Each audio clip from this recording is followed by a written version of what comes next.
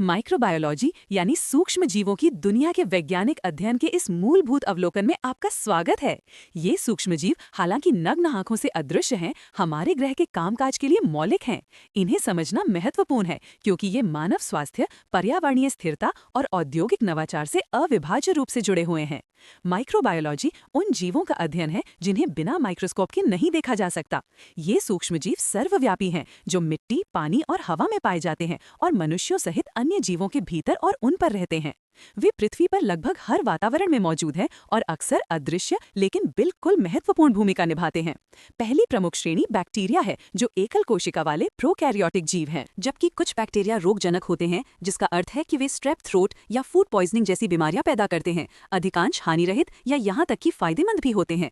वे नाभिक की कमी और स्वतंत्र रूप से जीवित रहने की अपनी क्षमता से परिभाषित होते हैं। उदाहरण के लिए मानव आंत में पाए जाने वाले बैक्टीरिया पाचन और स्वस्थ प्रतिरक्षा प्रणाली के विकास के लिए आवश्यक हैं। ये फायदेमंद सूक्ष्मजीव जटिल कार्बोहाइड्रेट को तोड़ने और विटामिन का उत्पादन करने में मदद करते हैं, जिन्हें हमारा शरीर स्वयं नहीं बना सकता है, जो बैक्टीरिया के साथ हमारे संबंधों के सकारात्मक पक्ष को दर्शाते हैं। दूसरे, हमारे पास वायरस हैं। बैक्टीरिया के विपरीत वायरस कोशिकाएं नहीं हैं। वे संक्रामक एजेंट हैं जिनमें आनुवांशिक सामग्री होती है, या तो डीएनए या आरएनए, जो एक सुरक्षात्मक प्रोटीन कोट के अंदर पैक होती है। क्योंकि उनमें स्वयं को पुनर्उत्पन्न करने की मशीनरी की कमी होती है, उन्हें बाध्यकारी इंट्रासेलुलर परजीवी के रूप में वर्गीकृत किया जाता है, जिन्हें मेजबानों पर आक्रमण करना पड़ता है।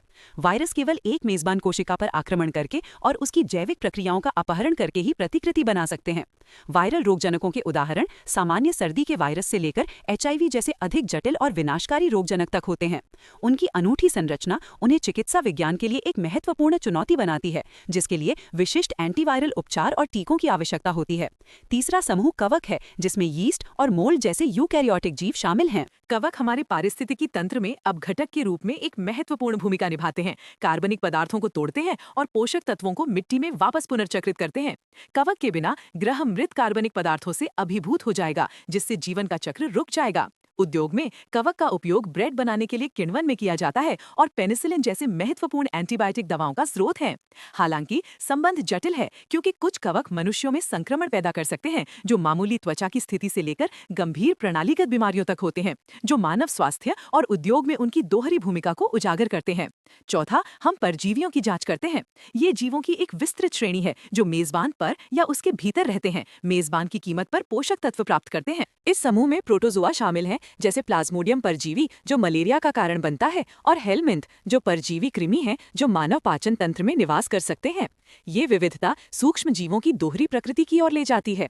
कई जीवन के लिए आवश्यक हैं, खाद्य जाल की नींव बनाते हैं और वैश्विक पोषक चक्रों को संचालित करते हैं। वे हमारे पर्यावरण के अदृश्य इंजीनियर हैं। ये सुनिश्चित करते हैं कि ऑक्सीजन का उत्पादन हो और अपशिष्ट को अन्य जीवों के लिए प्रयोग करने योग्य ऊर्जा में परिवर्तित किया जाए। जैव प्रौद्योगिकी के क्षेत्र में जीवन रक्षक फार्मास्यूटिकल्स और टिकाऊ जैव ईंधन का उत्पादन करने के लिए सूक्ष्म जीवों को इंजीनियर किया जाता है। उनकी प्राकृतिक चयापचय प्रक्रियाओं का उपयोग करके वैज्ञानिक जटिल अणु बना सकते हैं, जिन्हें अन्यथा संश्लेषित करना असंभव होगा, जिससे बढ़ती आबादी की जरूरतों को पूरा करने के लिए चिकित्सा और ऊर्जा उत्पादन में नवाचार को बढ़ावा मिलेगा। इसके विपरीत रोगजनक सूक्ष्मजीव वैश्विक बीमारी का एक प्राथमिक कारण है। ये रोगजनक संक्रमण कैसे पैदा करते हैं, इसका अध्ययन प्रभावी उपचार और नियंत्रण उपायों के विकास के लिए केंद्रीय है। ये ज्ञान सीधे रोग की रोकथाम के सिद्धांतों को सूचित करता है, हाथ धोने जैसी सरल स्वच्छता प्रथाओं से लेकर जटिल सार्वजनिक स्वास्थ्य रणनीतियों और टीका विकास तक। इसके अलावा हमारे शरीर और सूक्ष्म जीवों के बीच की परस्पर क्रिया को समझना इम्यूनोलॉजी का आधार है, जो संक्रमण के प्रति प्रतिरक्षा प्रणाली की प्रतिक्रिया का अध्ययन है। ये ज्ञान सीधे रोग की प्रथाओं और रोकथाम के सिद्धांतों को सूचित करता है, हाथ धोने जैसी सरल स्वच्छता प्रथाओं से लेकर जटिल सार्वजनिक स्वास्थ्य रणनीतियों और टीका विकास तक। इसके अलावा हमारे शरीर और सूक्ष्म जीवों के बीच की परस्पर क्रिया को समझना इम्यूनोलॉजी का आधार है, जो संक्रमण के प्रति प्रतिरक्षा प्रणाली की प्रतिक्रिया का अध्ययन है। ये सीख कर कि हमारा शरीर सूक्ष्म आक्रमणकारियों को कैसे पहचानता है और उनसे लड़ता है, हम अपनी प्राकृतिक रक्षा का समर्थन करने और बीमारी को रोकने के लिए बेहतर उपचार विकसित कर सकते हैं। संक्षेप में, माइक्रोबायोलॉजी एक विशाल सूक्ष्म दुनिया की पड़ताल करती है, जहाँ बैक्टीरिया, वायरस, कवक और परजीवी एक गहरा द्वैत प्रदर्शित करते हैं। वे आवश्यक जीवन रक्षक एजेंटों और शक्तिशाली रोगजनकों दोनों के रूप में कार्य करते हैं। उनकी विशेषताओं को समझना आधुनिक चिकित्सा को आगे बढ़ाने, सार्वजनिक स्वास्थ्य सुनिश्चित करने और भविष्य के तकनीकी नवाचार के लिए उनकी क्षमताओं का उपयोग करने के लिए मौलिक है।